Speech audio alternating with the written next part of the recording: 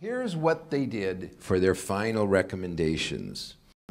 Reducing benefits for those with higher earnings. Well, this actually does very well. The number up there on the top, the 76%, are those who chose to increase it at least 25%. So 76% overall. 79% in Maryland 7, 2/3 of Republicans, and 82% of Democrats. Now, when you go up to 40%, the top, increasing the benefits on the top 40%, it drops down sharply to 24% overall, and even lower for the top 50%. Okay, raising the retirement age. Here too, overwhelming majorities agreed to raise the retirement age up to 68. Almost half are ready to go to 69, but you do not get a majority. And this is overwhelming consensus, the Republicans, Democrats, and so on. Raising or eliminating the cap on taxable earnings. Well, an overwhelming majority, again, choose to at least raise the cap to $215,000. And actually, you have a majority of 55% who support eliminating it entirely. Even among Republicans, 79% favor at least raising the cap, and 47%, not a majority though, favor eliminating it. This is really one of the more striking findings. Increasing the payroll tax rate. 3/4 support raising it from 6.2% to 6.6%. Going up to 6.9%, again, it drops off. And here again, there's quite a lot of consensus on raising it to 6%, at least 2/3 in all our categories. So putting it all together, what you see here are 4 key steps for reducing the shortfall that eliminate 2/3 of the Social Security shortfall, according to the Social Security actuaries, which are reducing benefits for the upper 25% of earners, raising the retirement age to 68, raising the cap on taxable earnings to $215,000, and to raise the payroll tax rate to 6.6%.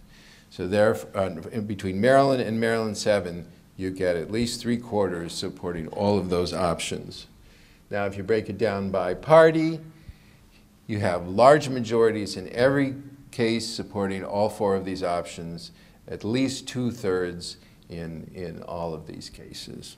Eliminating the cap on taxable earnings does get a majority. If that is included, then 105% of the shortfall is eliminated. Raising the minimum benefit does get majority support, 57%, and if you add that in too, then it drives it down to about 98% coverage of the Social Security shortfall.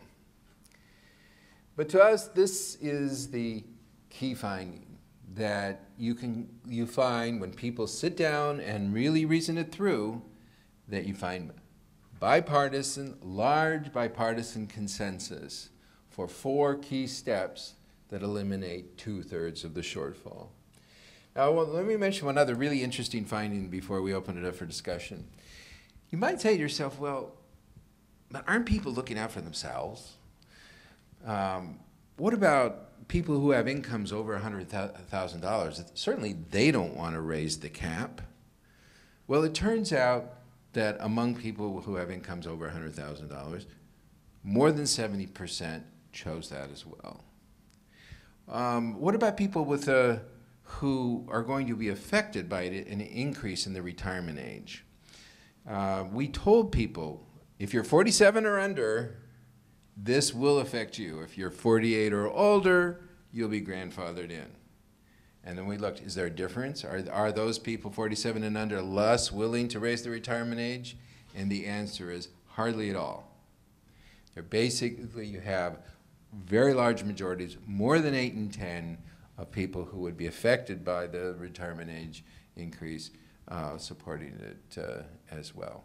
To us, this is really points to the capacity of the American people to sit down, get basic information, and come to conclusions. Whether we're looking at Maryland 7, Republicans, Democrats, we really find quite a lot of common ground Not the kind of thing you see so much on the floor of Congress these days, but the kind of thing that maybe would be more apt to happen if the people had a greater voice in the public policy process in general and on Social Security specifically.